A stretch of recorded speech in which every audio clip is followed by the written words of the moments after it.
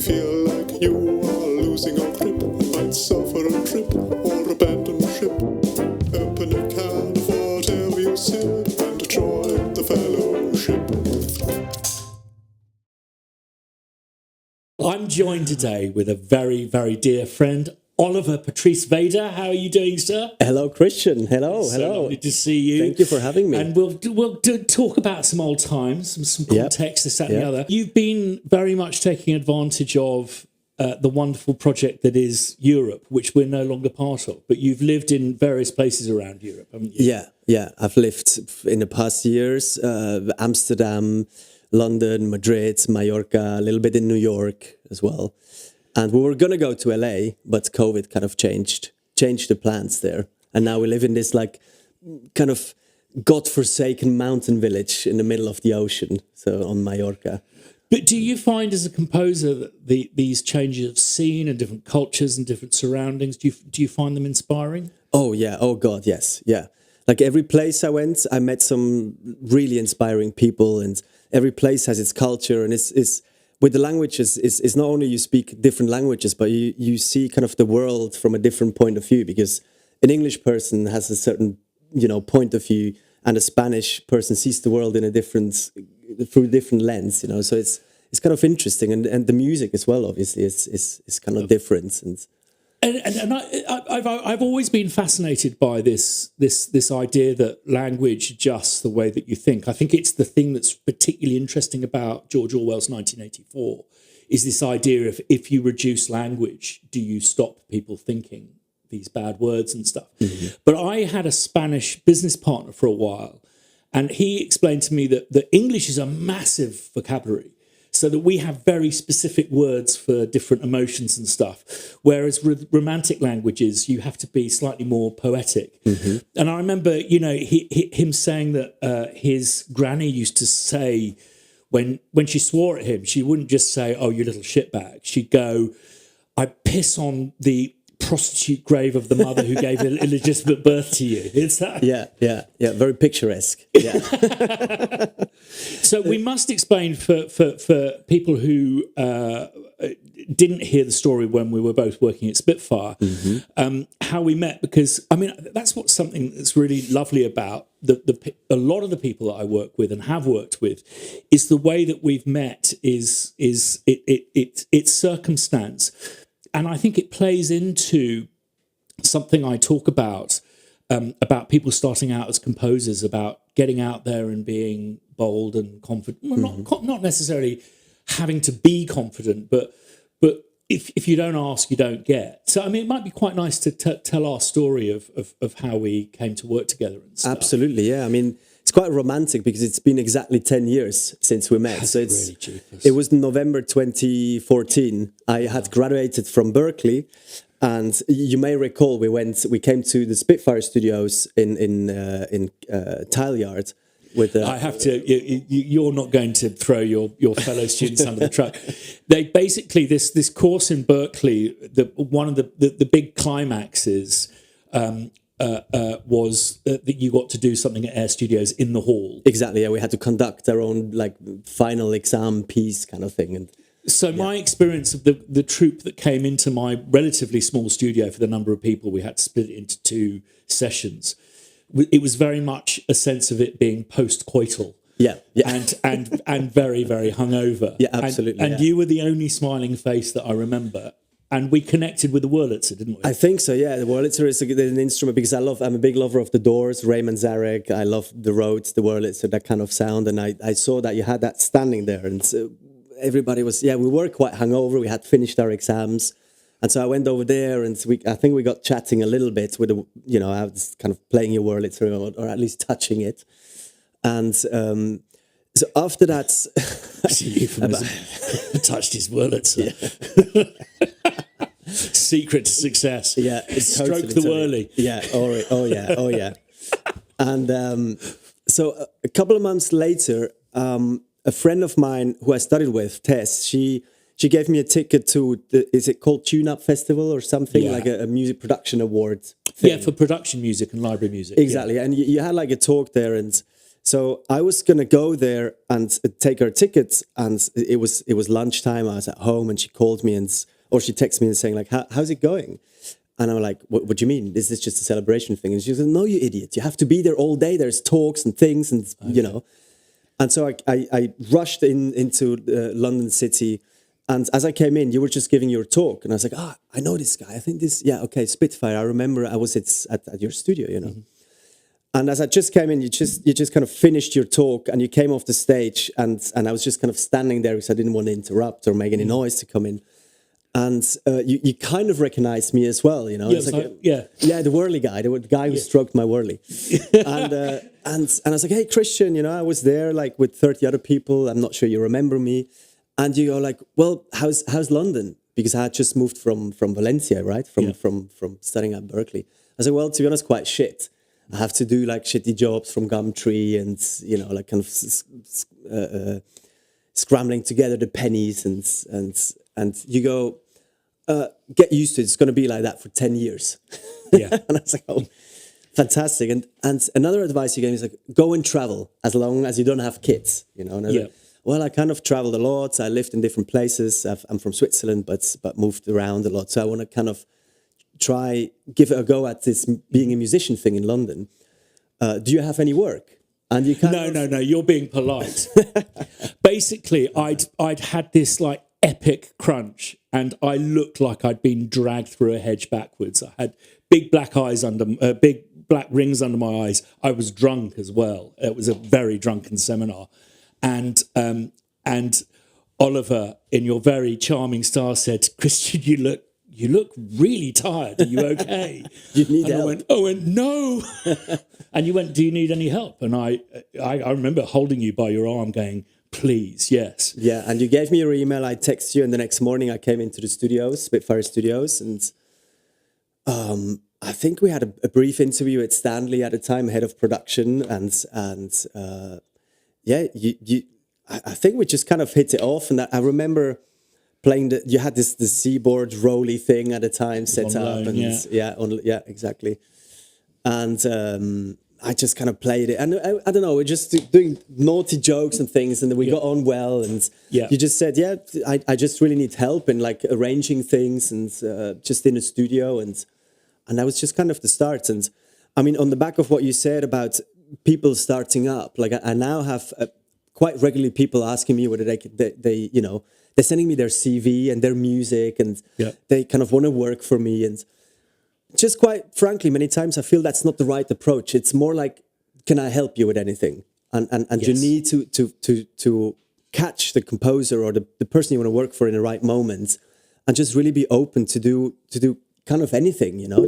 Just be there and learn and offer your hands, you know. And it's a really, really good point, because it's something that we found at Crow Hill is when we kind of announced that we were doing this and setting up this place, there were a lot of people getting in touch going, "You can get me a visa, and then if you fly me over here and find me a flat, then I can help you," and all of this stuff. And you're like, you know, okay, well, it's you know, that's great to be enthusiastic, but I think you're absolutely right to go, "Listen, I'm really quite good at this. I can help you with this."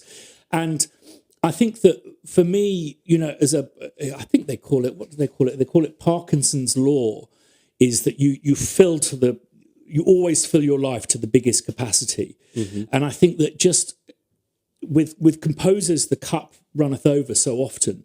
And if it's just someone who can help you sellotape some music together, or put some samples into Contact, or do some technical preparation, or just a little bit of PAing, you know. Totally, or fix something, you know. I have my setup where I compose usually, like my synths that might run through a pedal. A pedal is playing up, and you know, I have actually like now an assistant in the studio who is doing this as a part of his uni program. Mm-hmm.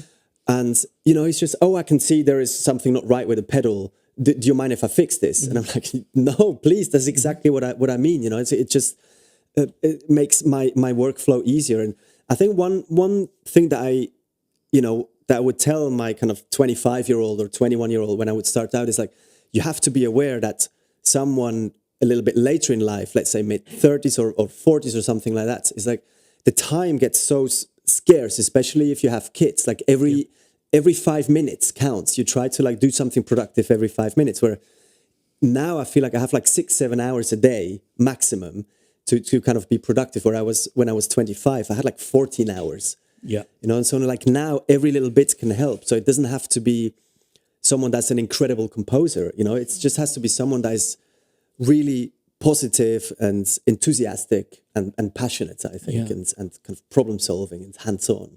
I think one of the of all the comments I get on YouTube, one of the ones when I'm talking about careers and stuff, one of the one that really grates is when people say, yeah, you do have to accept that you've been lucky though. And I can't remember what, and I'm going to misquote this, but they say luck is when opportunity meets practice. Mm-hmm. And I think that in fact, there are times where you may be fortuitous, something may come your way, an opportunity, and in fact, it can turn into incredibly bad luck because it can be badly timed, you can be ill prepared. Mm-hmm. I mean, how do you feel about that statement a bit? Because it was fortuitous that we met, it was fortuitous that we met at that time, but you were there, and you kind of had an understanding of a degree of empathy of mm-hmm. this person. Actually, the reason why they're going to work with me is they don't really know me. This is now me empathizing back, but what they clearly do need is help. Mm-hmm. So I'm going to mm-hmm. offer that. I think you have to be prepared to maybe not exactly do what you envisioned.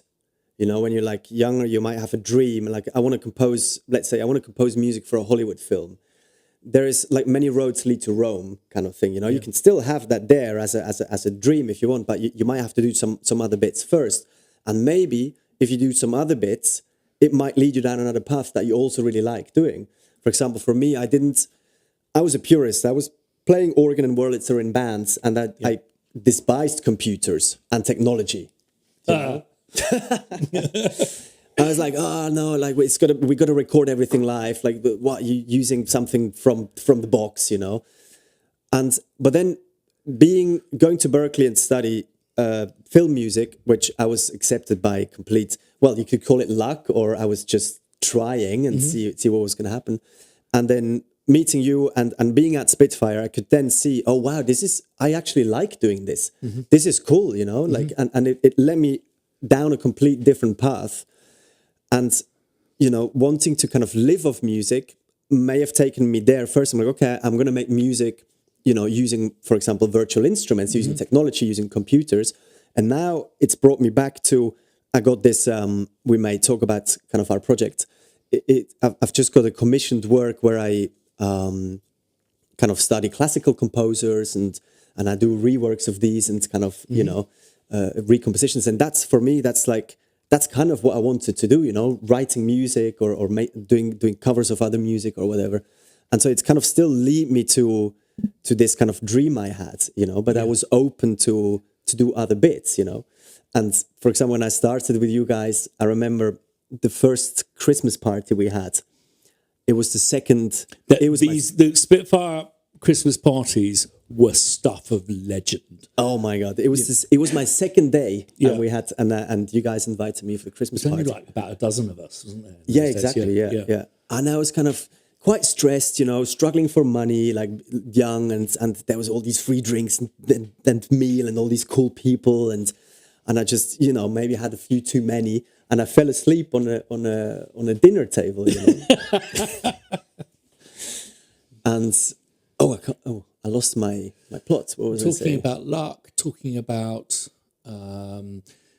how you got to achieve stuff you wanted to achieve, but by routes. Oh yeah, you might have to do things that you know. Oh yeah, era. And then Stanley the next morning, I was like, okay, mate, you look a bit hungover, you know. And I'm like, yeah, okay, like guilty, yeah.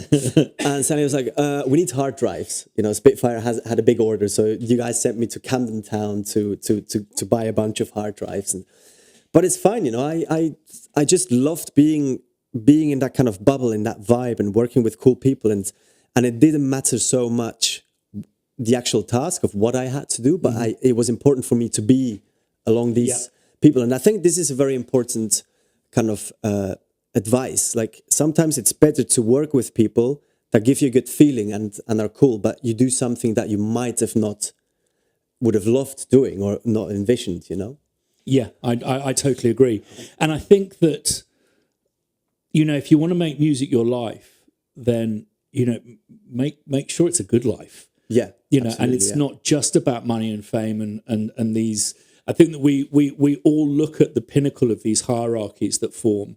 And whilst it's very good to have these really big dreams, I think you need to kind of go with the flow. Absolutely. You know, I got a major job and worked with some new people that I haven't collaborated with before. And I could see them structuring their life around how their lives were going to change by this job.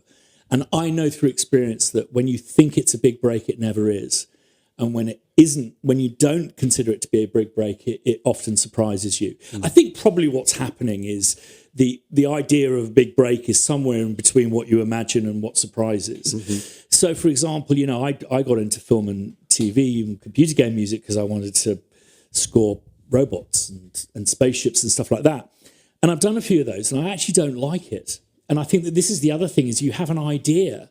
So many of us have an idea of our careers based on, well, for me, when I was 5 years old, and I've had 5-year-olds, 3 of them, and they're in no position to make fucking career choices. Yeah.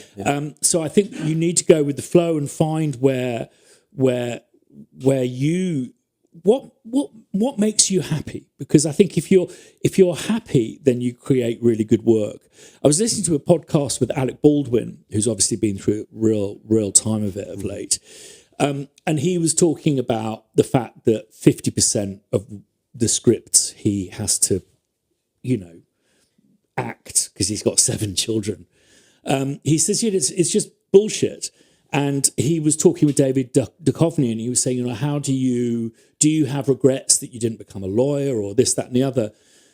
And Alec Baldwin said, well, what he realised after doing a bit of shit and then doing 30 Rock and this, that, and the other is that he had the pleasure of working with some really wonderful people. And that's what he enjoys the most. It's a collaborative effort. And I think that life is too short to work with shitbags. And before we open it up to questions and stuff, they say it's 50% lunch. Would you agree? Would you agree with it's how you get along in a team, how you integrate with other people is, I think, so crucial. It's the most important. Like now, getting new work, it's through connections, through recommendations, through people saying, work with this guy, he's cool, or, you know, go and play tennis with someone that might be able to give you work, or go, you know, have a drink, like nurture the relationships, I believe. I think it's absolutely, it's the most important, I think. And, you know, on the note of kind of being happy and doing cool stuff or being successful, I think recently I realized, like, I think being successful for me is not lamenting over the past or worrying about the future. And instead of like, I'm going to do, it's like, I'm doing. And you want to be doing something that gives you pleasure already. Yes. You don't, you know, and that feels good with people that feel good and that you have a laugh. And, you know, what good is it to work with someone that you don't enjoy, and with someone that's, and again, for a next project that you don't enjoy, and then all of a sudden you're kind of 40, 50, and you've worked with people that you don't enjoy just to get to that point that you envision yourself, you know? Yeah, and I think that often what will happen is, I think that the person I worked with that I really didn't enjoy working with was me for a long time. I think that I put myself through this really punishing and pretty pointless regime, which you witnessed. You witnessed me getting to work earlier and earlier and earlier, and getting into this spiral of thinking that you basically judging success by how much you were killing yourself. Like that was something to kind of aim for, and I think it's really rubbish, because what tends to happen as these seething resentments grow and ill health and not being really kind of present for what you're doing is a period of time passes and you look back and you go, that job was just that was it. that was just wonderful, and I should have enjoyed it more whilst I was doing it. I remember doing a series called Fresh Meat, and I remember this team of actors. It was clear that there was this magical thing. It was almost like Friends. They'd got this chemistry together, these actors. And for the first 3 seasons, they became best friends. And for the last season, the relationships became strained because some of them were getting a little bit more successful than others. And I remember the producer saying, it's difficult to tell them that this is going to be one of the best things they've ever done. And they should just enjoy that last series and let it play out and stuff. But I think the thing that I learned from my parents, I think one of the most important things that I learned was acting is much about reacting as it is about the exposition, the doing your lines. And the other thing that they really made me very sensitive to is when you could see it, when you could see the acting. And often this will happen with actors who are trying to get an Oscar and stuff like that. And it's like, I don't want to watch someone and try and figure out how they're doing something so brilliantly. I want to be taken along, taken into the story, taken into the person they're portraying, and to believe them. And then, you can go back and you can study it a bit more.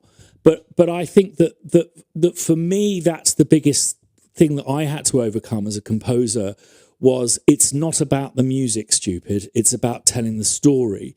And, just because you're bored of working in common time doesn't mean that you have to put everything into 5/8 so that you impress your peers and try and get awards. I think that's a really, really bad way of doing things. And, when people talk about these amazing thematic scores, often they're not. Often it's not about a tune that you can hum or whistle. It's just about something that just fits so fucking well with a, there are so many amazing examples of amazing scores where it isn't a theme that you can whistle. It's a set of chords. There's some amazing work like Thin Red Line with Hans Zimmer. Is that a theme that you can whistle? But it's just the construction is just so perfectly designed for the picture and for the story. I get so much out of, and I think it's something that a trap that a lot of composers fall into is being a bit of a lone wolf. And you are part of the post-production crew. But I think that the mistake we often make is being simply post-production. If you can get to rehearsals, if you can get on location, get into the studio when they're filming, just hearing the director talking to the actors can be so profoundly helpful.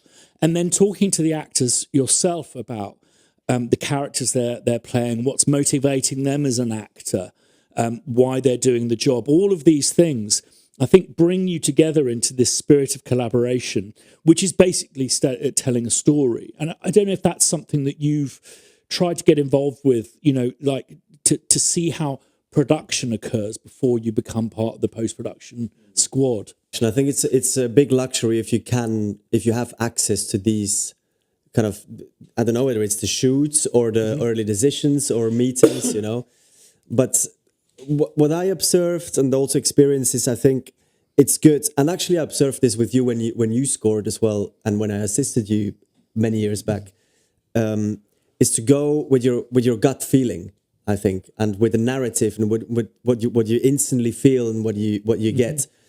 And kind of what you lay down instantly, that's kind of usually that's the right thing. And also there's a lot of people that will give you enough feedback, so don't stand in your own way and create 14 versions before you send it. Just send the first version and you'll hear whether it's good or not. And on that note, I mean, maybe this is not in the film scoring world, but I just watched the Phil Collins documentary on the way here, and he was being interviewed by his son. And so many times his son asked, well, what did you do there? Or why did you do this? And, I don't think it's because he's old, but he just doesn't know. He's just like, I just felt it. I just did it. Did he not say at some point, because I'm making it up? Or I'm making it up. I'm making it up, which is like, that's what we're being paid to do. Well, exactly. Yeah, you make up stuff, And I mean, essentially, this is going into a wider philosophical conversation. It's like, well, every composition essentially is made up. What does it make it a composition? Because you notate it or because you repeat it over and over again? But essentially, it's made up. It's an improvisation, you know? Yeah.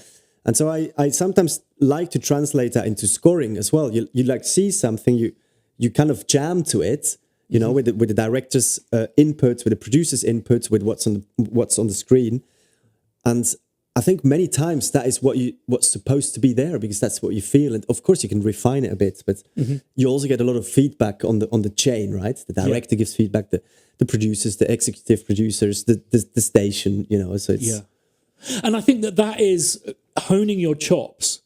So you've got different things, different inks, different paints that you've learned how to mix and all of that stuff.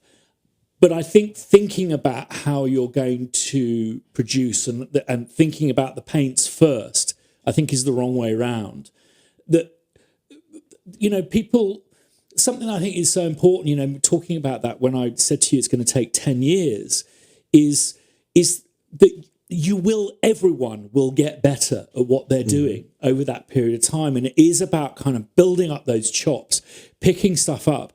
And as Charles rightly points out, and this is something I mentioned when we released something yesterday, it's about listening to really, really good examples of the art and the craft. I saw an extraordinary YouTube video yesterday about usually it's not successful when it's performed live, but there's a point in Mahler's Ninth where there's a 2 or 3 minute silence. And usually it's spoiled by the live audience, a giggle or a cough. And it's all about it being totally stationary. And I think it's an exemplification of death. And I watched this YouTube, and it's just on YouTube, and I'm sitting wherever I'm sitting, and it was so profound. I mean, way more profound than dare I say it, John Cage's somewhat contrived, you know, written silence. Yeah. But you know, something that I think be lovely to talk about is we had some great times together talking about the camaraderie and stuff. You've moved on from Spitfire. How does that feel, and how did that go? And you were there for about 8 years, something like that. Yeah, I mean, we started 10 years ago together, and then when you moved up to Scotland, I moved more kind of into Spitfire and started doing the demos and the videos there. And it was, you know, it was a great kind of safe haven for me to build up a career on the side as a composer, as an artist, do my own music. So I had kind of Spitfire always there, you know, supporting me. And it allowed me to travel to you know, whatever places I lived, Amsterdam and New York, almost LA, Madrid, wherever, you know. And I had the trust put in me, and I'm super grateful for that. And it allowed me to grow on the side as an artist. Like building those chops. Like, exactly, you've got to write this. It's being released at this time. You've got to write it, and you've got to finish it, and you've got to deliver absolutely. it. Like, I mean, I think I must have written over 150 demos, which is I love this job so much because it was like writing a main theme. And that's kind of the most interesting parts when writing a film score, right? Like the main theme, the glamorous melodies, the beats, the rhythms, choosing the sounds. So it was like an extended university in a sense for me, but in real life.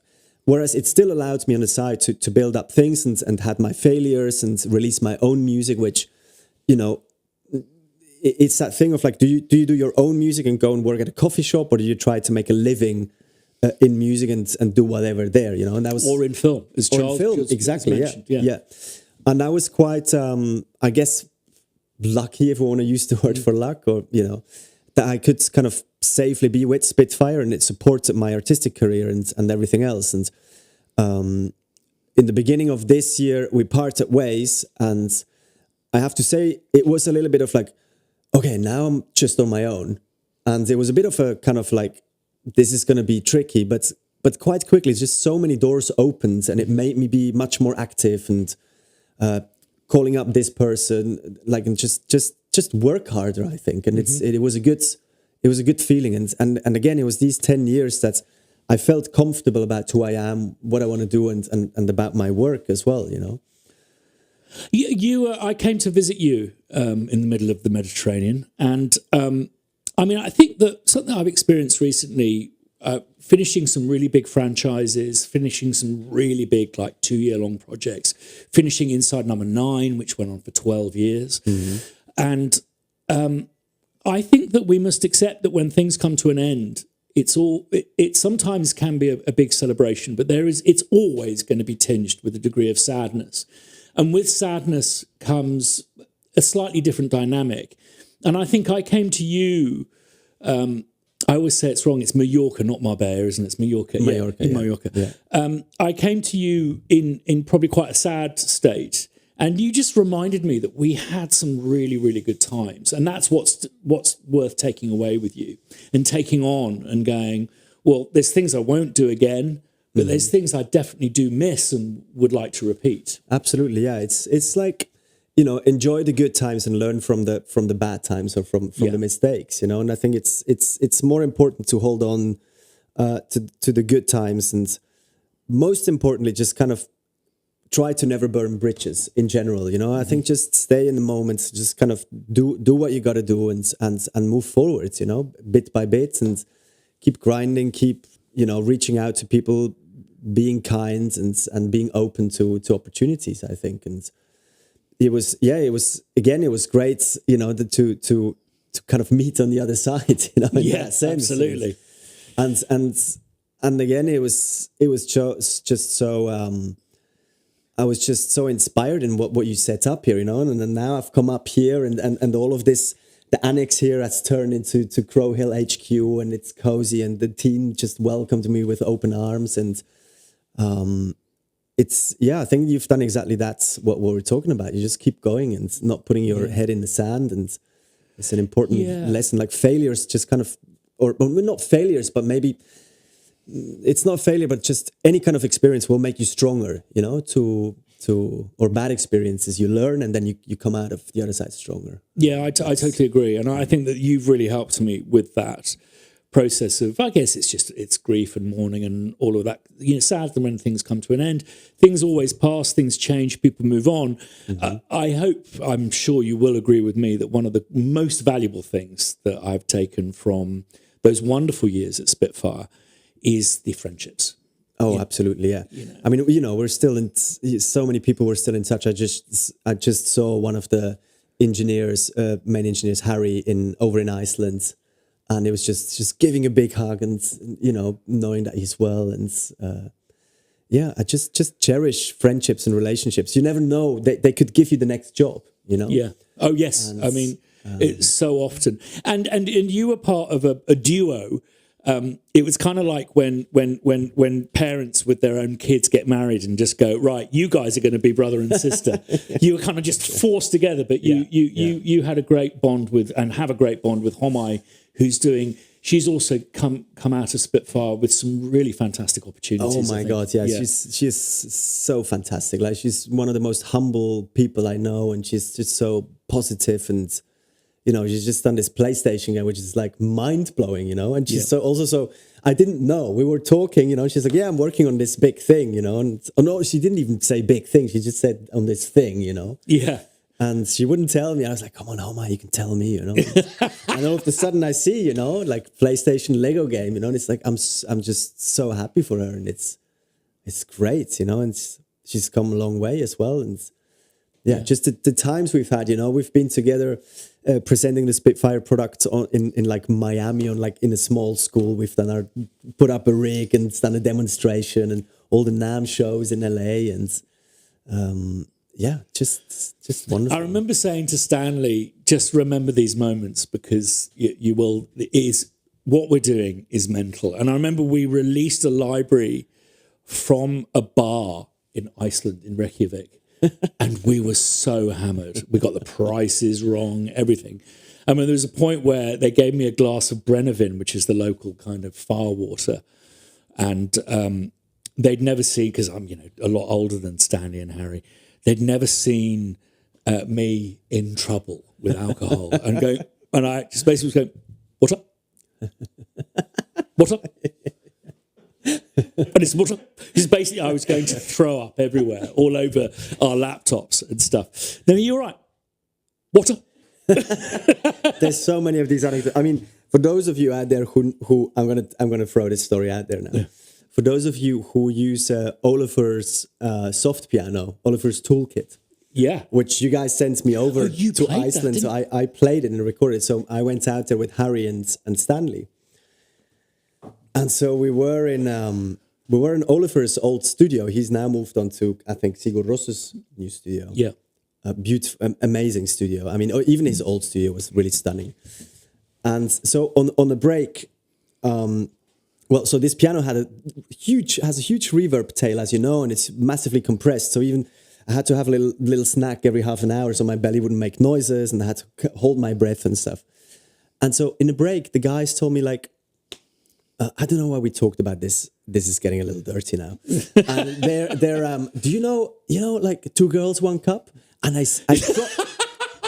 and honestly, guys, I promise you, I did not know. I was quite innocent, I guess, at that time. I did not know what this was. And so they were like, okay, no comments. Like, if you don't know what it is, don't worry about it. And so we went back in next session, and so I'm playing the notes, next notes. Like, as Stanley was lying on the floor, Harry was like just checking the levels. And so Oliver had this big screen up. Behind his mixing or on the main rig, because for scoring, So I'm pressing the key and I'm just checking what the guys are doing. And on the big screen, Harry's put on Two Girls, One Cup. Oh, well, I know why we talked about this, because I'm so sorry, Oliver, if I say this now, but his Wi-Fi password was Two Girls, One Compressor. Spoiler alert. For those of you who are not familiar with this, watch it, but do understand that it's actually chocolate mousse. Oh, wow. I can sleep calmly now. Yeah, good. I think that... No, don't. Oh, my God. Jay's disappointed that it's chocolate mousse. Yeah. You destroyed the illusion. My fantasy. I see Charles and a couple people being like, I don't know if they're confused. But yeah, don't look that up. So whenever you use that piano now, you know what's been watched. And that particular video is really important, because what was born out of that video was the reaction video.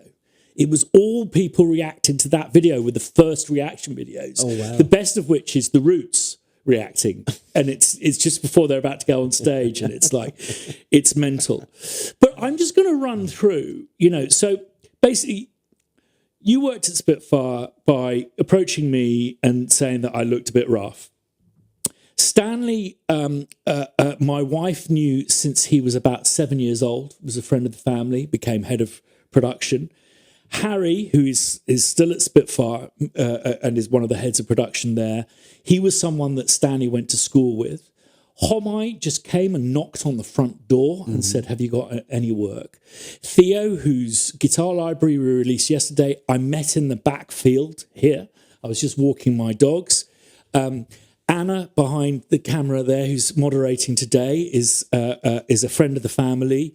Allan, who is producing today, worked in a college down the road and went, where Christian is walking looks familiar. So just reached out.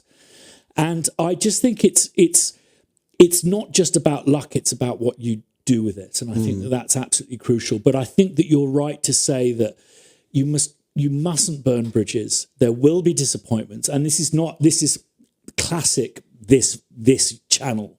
It's like, don't do as I did, do with what I recommend. Because I have burnt bridges, absolutely, and continue to do so. And it's really you're basically throwing away the map to the treasure that you've buried for later, possibly, I think. Tell us what you're up to, because you've set up a production company, some bits and bobs. It'd be lovely to kind of end on where you're going. And also, Oliver, just maybe some thoughts on, you've had another kid, you've got 3 kids. Yeah. Now, this is something I know that a lot of people avoid. What are your thoughts on that? Do you think there is a time and a place to have a family? Can you do what we do and be an effective parent, partner, that kind of stuff? It's quite deep. Yeah, that's an interesting question. I think yeah, I mean, you will manage to do what you do when you have a kid, you know. You might, and this is going back to the question of like happiness and having goals, you know. If you're really set on being the biggest Hollywood composer in the next 10 years, then I would probably say it's not a good idea to have a kid, because it will slow you down, you know. But if your definition of success is more like you want to be happy in the moment, you want to be able to enjoy the moment and have good companionship, then, you know, my kids make me laugh so much. I never laughed so much in my whole life, and and I never experienced so much love. And for me, that's an important balance to my work life, you know. And it must. We are. Our music is who we are. Yeah. And it must play into that. I mean, since having kids, I've developed a real passion for. I just love doing children's shows and stuff, and I love it. I love it because I'm a real wind-up merchant with my kids, and I like scaring them. I showed my boy The Shining when he was 11, because I'm an absolutely terrible father. And so basically something I think I know clients like about me when I do children's stuff is I don't patronize. I love making it really scary when it's scary, and really happy when it's happy. I love you said The Shining and not Two Girls, One Cup. Yeah. Yeah, no, he was 12 when he watched it. No. Talking about just terrible things for kids to see. Did you hear about The Head? Oh, do I want to hear about The Head? Have any of you heard about The Head in Scotland? It's the most Scottish reaction to the most horrific thing. And it's CCTV footage. And I watched it and I was like, well, my kids are not watching that. But of course, all of their friends showed it. Basically, on Halloween night, a bus came careering round a corner at Canongate, hit this guy and ripped his head off. His head rolled across the floor, and you can see it on CCTV. It's Halloween. So everyone's pissed up in central Edinburgh, and they're going and picking up the head, go, wee, like that, and then going, ah! Holy shit. That's fucked up. So I was like, no, the kids aren't going to see that. And then they came back from school, and they said, I watched it, and there was one guy trying to shack it. Oh, that is so dark. Scott, God. What can you do? God. There we go. Very, very sad thing. Yeah. We're ending on this dark note. Well, I guess you know, I was in a meeting recently, and someone brought The Head story up and said, you've got to be in the moment, because that bloke, I'm going to do a terrible Scottish accent, that bloke was just going heme, and he had no idea that a bus was going to take his head off.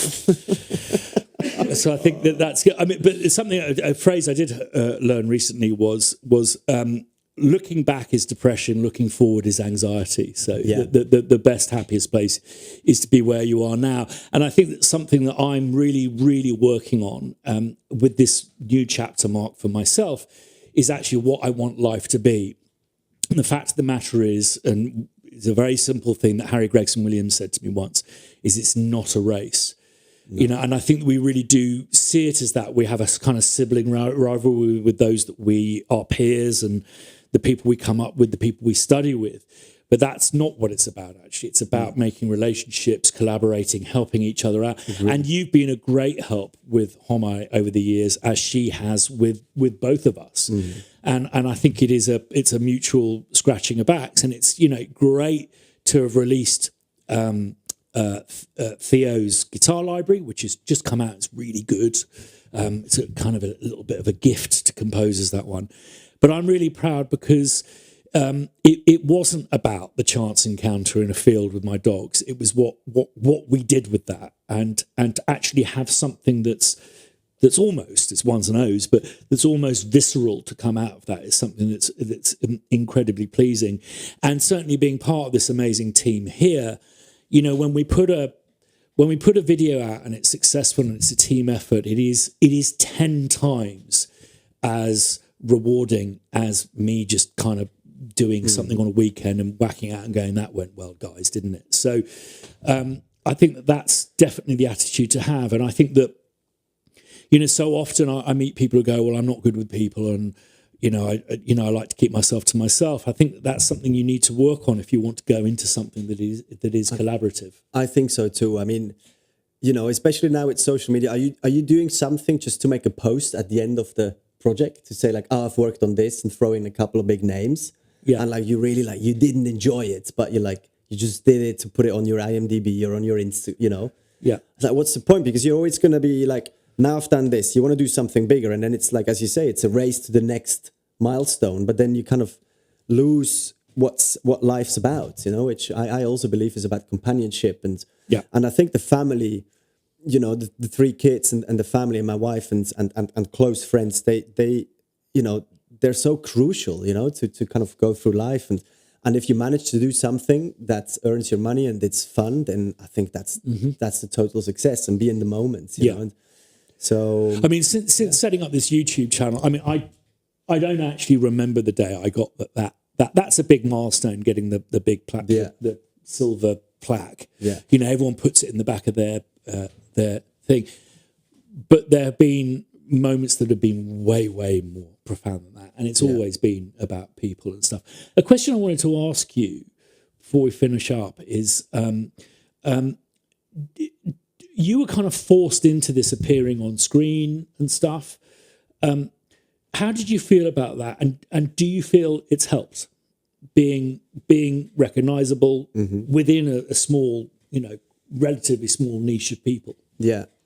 In the beginning, I don't think it was such a big deal for me. It felt more or less natural, and oh yes, it totally helped. Really? Like so many people over the years reached out to me. I got work from it. Even this new work I'm doing, this commissioned work, it's like this guy has followed me for years, as he says, over from the YouTube channel from Spitfire, and watched the composition breakdowns and stuff, and so he's felt like I'm the person for the job, So yeah, for sure, yeah, it definitely helped. And it's not about exposure. It's not about showing off. It's about basic human natures. People, if they feel they know you, particularly if you appear frequently. Yeah. People can't, and I think we have a very strong sense of when people are doing a slightly elevated. I don't know. I always used to talk. We used to watch those, and I know that he's very unwell and stuff, so maybe it's not fair. But I always used to watch Michael Schumacher doing interviews, pretending to be nice, but you could always tell that he was probably quite difficult, quite a taskmaster. Yeah. And I think that we're very sensitive to that as human beings, of people being genuine. But that's, I think, what social media offers. And I started getting my head around Instagram, which is just a place where I can share some thoughts, and I like tap dancing, and I put some tap dances on, and people get to know you a bit from that. So I like tap dancing too. Yeah. And I think you have to have like a common, it's when you have a conversation in a pub, if you observe, usually people like to be able to connect someone else's experience with their own experience, right? It's like, for example, you tell me like, oh, I've been to Morocco the other week. The natural answer from me would be like, oh, I was in Morocco 3 years ago, right? So like people always try to connect with your own experiences, and so that's exactly that. They feel familiar with you, they feel comfortable with you, and they feel they can bond, and so a working relationship, it's kind of easier to imagine. And so I really think that this is the time where we live. I'm finding the YouTube appearance somehow through Spitfire was always easier than kind of fostering my own Instagram channel and say what I'm up to. But I'm working on it. I'm trying to get better. And it's funny. Like this last few months, I was posting much more on, for example, on Instagram, and already I have more people contacting me and more things starting to happen. It's kind of a scary tool, and I know a lot of us out there, especially composers, we're in a studio, we don't like the thought of it, but it just does work. Yeah, it just works, and whether it's the algorithm or whatever it is, it'll give you opportunity, I think, and connections. And I think that honesty and being not being contrived. I mean, this may sound funny to you because I was so involved in marketing at Spitfire, but I'm starting to think that marketing it's just kind of lying a bit. It's manipulation. And I think actually I get so much more satisfaction out of doing really useful tutorials that may have an advert for a string library that keeps us going and enables us to do tutorials. I think that's so much more valuable as opposed to getting the team and myself to do these big teaser campaigns, which is just, it's so incredibly wasteful of everyone's time. It's kind of like you're spamming the internet. And I think that in the early days of social media and stuff, it was like, it's a branding opportunity. It's brand Oliver. People are not interested in that anymore. They're not interested in the filters that you've used and the portrait that you're painting. Absolutely, thanks for coming up, mate. Thank you so much for having me, Christian. And congrats for, this new adventure, lovely team. And thanks, Matt. Appreciate it. If you feel like you are losing your grip, might suffer a trip